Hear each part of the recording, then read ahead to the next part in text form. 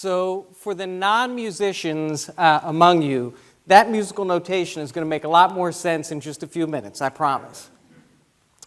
The common characteristic of all good music is that it engages and moves the listener. Whether country or classical, hip-hop or jazz, good music establishes an emotional connection. The common characteristic of all effective organizations is that they produce the results for which they were designed. So in business, it's generating profits while also having a positive impact on society. In education, it's student learning and development. In the public sector, it's creating and implementing policies that improve the quality of life in communities. Now, whether producing music or producing results in some other setting, successful outcomes require effective leadership. So going back to music for a minute, jazz holds a distinction among all other styles of music. It's often known as America's unique and original art form. And there have been many, many styles of jazz that have developed over the past 100 years. And whether or not you connect with that style of music, I believe there's a very powerful and timely lesson that every leader can glean from this art form. Jazz is dynamic. Jazz is nimble and responsive, adaptive and flexible. Jazz embraces risk-taking, celebrates complexity, and thrives on unpredictability. How many of us can say that our organizations are nimble and responsive, adaptive and flexible? Moreover, how many of us in this room as leaders can say that we embrace risk-taking and celebrate complexity and thrive on unpredictability? It's an understatement to say that society is changing at an exponential pace. I'd venture to guess that every one of us in this room has read at least one management text on how to navigate this new environment. Let's look at a few sample titles together here. And by the way, the underlines are mine. Managing as a Performing Art. New Ideas for a World of Chaotic Change. Riding the Waves of Change. Developing Managerial Competencies for a Turbulent World. Beyond Rational Management. Mastering the Paradoxes and Competing Demands of High Performance. And finally, The Leader's Edge, the 7 Keys to Leadership in a Turbulent World. Now, these books all have 2 things in common. The first one is relatively obvious. Every one of them deals with the issue of leading in an environment of rapid change. But the second one is that every one of these books was written in the 1988-1989 time frame, right? Yeah. To put that in perspective, by the way, that was my senior year of high school. And let's think about it. If the world was chaotic, turbulent, and paradoxical back then, before the internet, before smartphones, before artificial intelligence, before social media, before global competition, and before over $4 trillion worth of quantitative easing, are there strong enough words to describe today's conditions that we're living in? This pace can be disorienting, or it can be exhilarating. I want to share a concept with all of you that has helped me to reframe this issue of 21st century leadership. Because I believe that if we as leaders embrace a dynamic, jazz, if you will, approach to leadership, we can more effectively respond to the global, societal, political, and technological changes that are happening all around us. This dynamic approach can best be illustrated in 4 parts: the composition, the performance, the band, and the practice. So let's start with the composition. Now, in classical music, a composition looks much like this. This is arguably Maurice Ravel's most famous piece, Bolero. You'll notice that every single note is written out for every single instrument. There's a high level of detail, including markings that tell the musicians when to speed up, when to slow down, when to play louder, when to play softer, even how to articulate each note. There are 66 pages in total, and it took Ravel over 5 months to create this 15-minute ballet. Let's listen to just a few bars.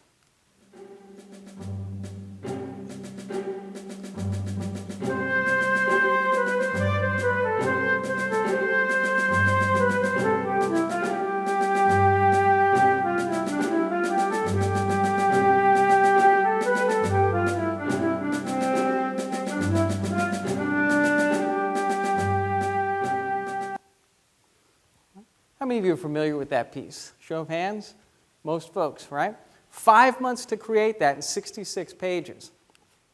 Now, as promised, let me take you back to the musical notation I had on the screen before. This is just a little snippet. This is a solo section of a piece, but the entire piece actually fits on just 2 pages. And you'll notice in this piece, across the top, there are chord changes. But where are all the notes that I was playing? Where are the notes that the other musicians were playing and the other instruments were playing? And what about all those markings that we just saw on Ravel's piece? This is the key to jazz. In jazz, the musicians must fill in the notes based on the structure of the composition. In other words, the musicians must operationalize or make meaning out of the tune. It's a collaborative process with all the musicians contributing, and in many songs, there's times when all the musicians are improvising at the same time. But holding all of that together is the lead sheet that provides the roadmap. So let's think about the parallels with strategic planning. All of us in this room at some point have been, I'm sure, involved in strategic planning. And as we know, it takes 2 to 4 months to produce those plans, at least. But how long should it take to produce those plans, and how much detail should they contain? In 9 Lies About Work, Ashley Goodall and Marcus Buckingham describe the traditional planning process this way. Events and changes are happening faster than they ever have before. So dissecting a situation and turning it into a meticulously constructed plan is an exercise in engaging in a present that will soon be gone. The amounts of time and energy it takes to make a plan this thorough and detailed are the very things that are going to doom it to obsolescence. I think I added a word or two there. So how do we avoid this obsolescence? Instead of detailing our action plans in advance in a linear way, what if the performers, the members of our teams, create the action plans using their skills and experiences, and what if those plans are responding to customer needs while still staying within the guardrails of the mission and vision of the organization? In some ways, jazz music was exemplifying agile planning decades before it became a thing in business. Agile planners create the roadmaps and the themes that the teams operationalize. Agile planning isn't a static process either. It's an iterative one. So agile plans will go through many changes over time as team members who are closest to the customer can respond to changing conditions. So if the plans aren't highly detailed, what are the practices our teams engage in to ensure effective implementation? In jazz, it's the performance. It's all about what's happening in the moment. Since the music isn't entirely scripted note for note, the musicians have to adhere to the structure while listening to one another to ensure that the music is coherent and tight. Let's watch this following video clip, and I want you to note the way these young jazz musicians are both listening to and interacting with one another while they play. Let's watch.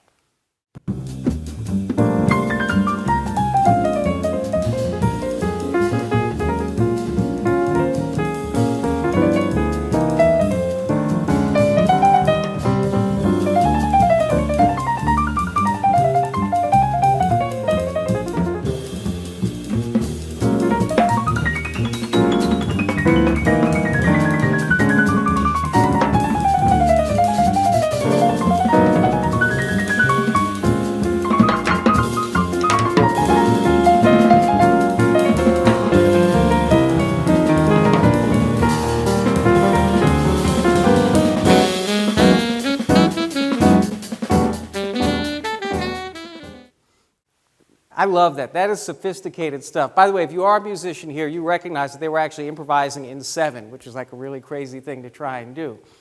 But did you notice the way the musicians were listening to one another? And did you see the way the piano player signaled to the rest of the band when his solo was over so that they knew when to come in and when to transition? Now, that was in a studio setting. In a live setting, the musicians must also observe the audience, and if something isn't connecting, make changes in real time. Observing the audience provides the immediate feedback that lets the musicians know whether or not their music is connecting.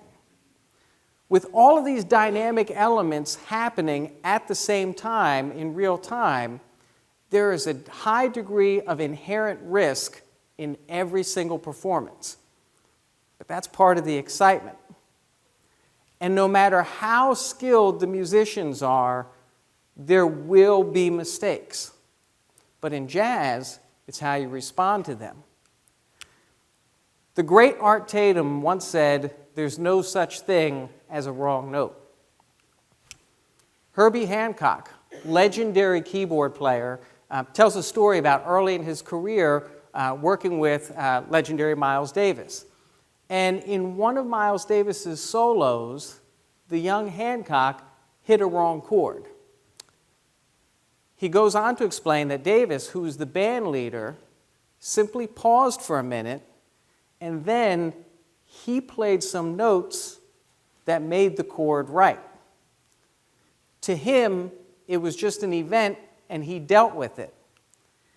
Since he didn't hear it as a mistake, he thought it was his responsibility to find something that fit. If we want the members of our teams to go beyond simply implementing a predetermined plan, we have to empower them to both create and implement the action plans. Successful implementation on our teams requires that they listen to and collaborate with one another. It means setting a culture where everyone on the team is close to the customer and is bringing that information back to the rest of the team in real time. And most importantly, it means setting the conditions where everyone is encouraged to take risks. And when breakdowns occur, treating those breakdowns as learning events that can be used to improve our systems. So, in jazz, everything rests on the skills and coherence of the musicians. Finding the right talent with both the technical skills and the unity of musical purpose is the key to making music that moves the emotions. And again, remember in jazz, everyone also has to be able to be a composer. So let's set up a hypothetical scenario to illustrate a point. Let's say that I'm applying to be a part of a local jazz band, and I promise you I'm not world-class talent. But let's assume that I'm applying for the piano position in the band. There's several things that would be happening in this process. First of all, if I wanted to be in this band, I'd be seated at a piano and I'd be expected to play. Second of all, it's more than likely that other members of the band are going to be here as well. And third, unlike if I was auditioning for a classical orchestra, there's going to be some point in the process where I'm going to have to improvise. All right? So let's do an illustration here. Let's say that I sit down at the piano and the band leader hands me the chord sheet that you see up there. Again, all I have is the chords. And she says, I'd like you to just play alone. I want you to play these chords through any style you want, any way you want to play them, and just keep it simple. Basically, what she wants to know is, do I know how to read chords? So I look at the chords and I say, okay, I think I've got that. I'll just play something slow.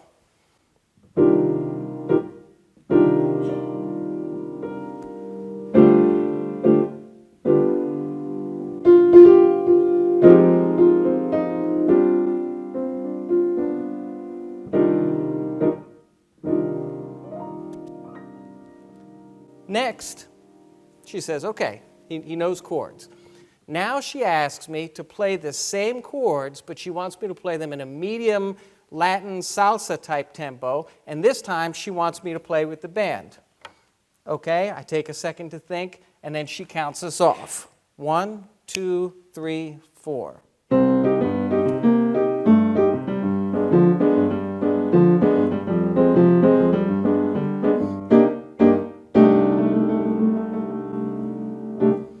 Okay.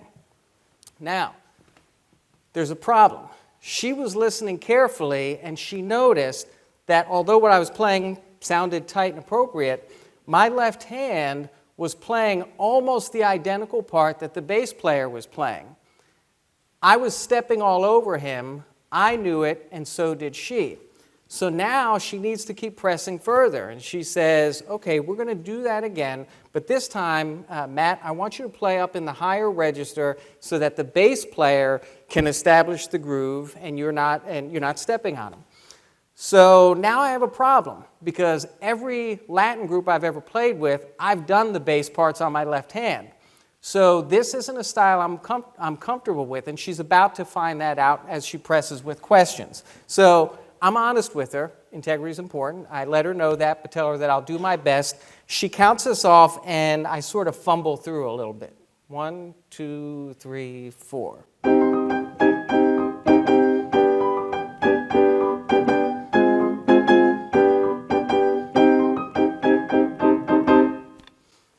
It's okay, but it's not exactly the way you're supposed to play it there. So this process would go on. I'm sure she would hand me other tunes, and then eventually she would get together with the other band members, and they would debrief, and she would have to make an ultimate determination if I have the right skills and if I'm the right musical fit for the mission and vision of what they're trying to accomplish. So let's look at what was happening here. First of all, this wasn't just an interview. I was expected to perform. So in our organizations, this can be a little bit more difficult to pull off, but it's critically important that we ground our applicants' skills in real evidence. These could be portfolios, it could be online content, but somehow we've got to be sure that an interview goes beyond just conversation. Second of all, she involved the band. In our organizations, these are going to be the other members of our teams that are going to collaborate most closely with this individual. So their input will be invaluable. And finally, this process forced me to improvise. In your organizations, that likely means finding individuals that have the ability to think critically and solve complex problems. How can we do that? One way to go at that is to actually hand an applicant a real-world problem that your organization is trying to solve and to ask them to solve it during the interview. As they walk through their solution, make sure that you and the other members of the team know what it is that you're listening for. This is a time-consuming process, but it's the only way that we'll ever recruit and develop world-class teams. So finally, that takes us to the practice. In jazz music, there are no world-class bands without individual practice. Jazz musicians spend hours and hours every day practicing, doing exercises, and studying the music of others. If they were in this kind of a setting, here's what that means. We're talking about alone time, working on tone, scales over and over again. Slow makes smooth, smooth makes fast. Even breathing and stretching exercises develop good technique and stamina. If jazz musicians simply run from rehearsal to rehearsal and performance to performance without making the time alone to hone their craft, it will absolutely become obvious in their playing. So, how do all of us in this room make alone time? Do we run from meeting to meeting and call to call in today's connected world? From the time we leave the house in the morning until the time we return at the end of the day? When do we make time to read and to reflect and to hone our technical craft. And in all of this, how do we make sure that we're taking time to care for our physical selves? This is the way that what we care for ourselves so that we can show up at our very best every day. Just like jazz musicians, if we don't make the alone time, it will show up in our performance. So in closing, some say that the volatility, uncertainty, complexity, and ambiguity of today are unsettling. But I say, much like jazz music, these conditions can be dynamic and exciting. All of you have the opportunity to build more agility in your plans, to encourage your teams to take risks in the execution of those plans, to strategically recruit and develop world-class teams, and in all of that, make sure that you're making time to care for yourself. When you do, you'll position your organizations to make some very, very beautiful music. Thank you.